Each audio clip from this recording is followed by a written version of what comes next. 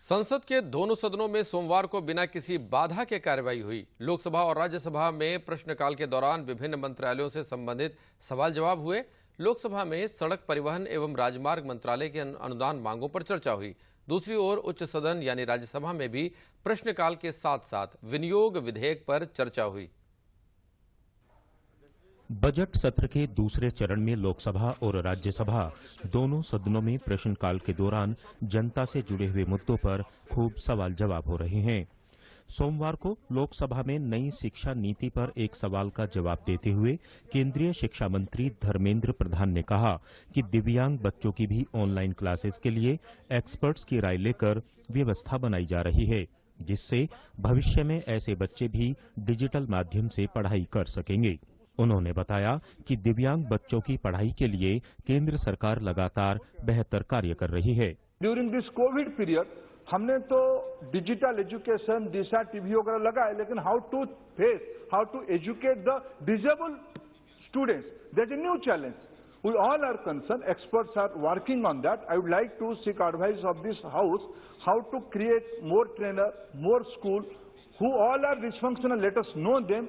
Collectively, we have to face this challenge. We have to educate all these segments.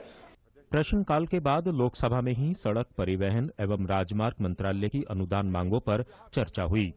दूसरी ओर उच्च सदन राज्यसभा में एक सवाल के जवाब में केंद्रीय पेट्रोलियम मंत्री हरदीप पुरी ने बताया कि रूस और यूक्रेन युद्ध से हमारी तेल की मांग पर कोई बहुत ज्यादा असर नहीं पड़ेगा। उन्होंने कहा कि वर्ष 2018 से लेकर अभी तक पेट्रोलियम आयात देश की जरूरत के 1% से भी कम है। इन the financial years 2018, 19, 20, 2021 and the first 9 months of the current financial year, our total imports of crude from Russia have been 0.6%, 1.3%, 0.3 and 0.2%, which means that even the less than 1% figure of imports from Russia will take a long time to fill at the current rate. Rajya Sabha में प्रश्नकाल के दौरान एक महत्वपूर्ण सवाल के जवाब में रक्षा मंत्री राजनाथ सिंह ने बताया कि देश भर में नौजवानों को सेना में भर्ती के लिए साल भर में 90 से 100 रैलियां आयोजित की जाती हैं, जिसमें कोशिश होती है कि देश के हर जिले के युवाओं को समान अवसर मिल सके। रक्षा मंत्रालय से ही जुड़े एक अन्य सवाल के जवाब में यह भी बताया गया कि महिलाओं की सैन्य पुलिस में कमीशन अफसर के रूप में लगातार नियुक्तियां की जा रही है, जो अभी तक 300 से ज्यादा हैं। हमारी आर्मी का यह पूरा प्रयास रहता है कि रैलियों को इस प्रकार से आयोजित किया जाए प्रतिवर्ष, ताकि देश का कोई भी जिला शेष न बचे। यहाँ के यदि युवक उसमें पार्टिसिपेट करना चाहते हैं रैली में, उन्हें पार्टिसिपेट करने का अवसर न मिले, ऐसा एक भी जिला शेष न बचे। तो ये लगातार ये एक कंटिन्यूअस प्रोसेस है, चलता रहता है।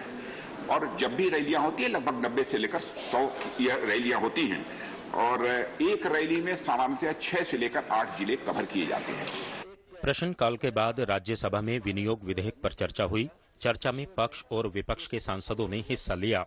चर्चा का जवाब देते हुए केंद्रीय वित्त मंत्री निर्मला सीतारमण ने कहा कि सरकार की तमाम योजनाएं गरीबों और जरूरतमंदों के लिए समर्पित हैं।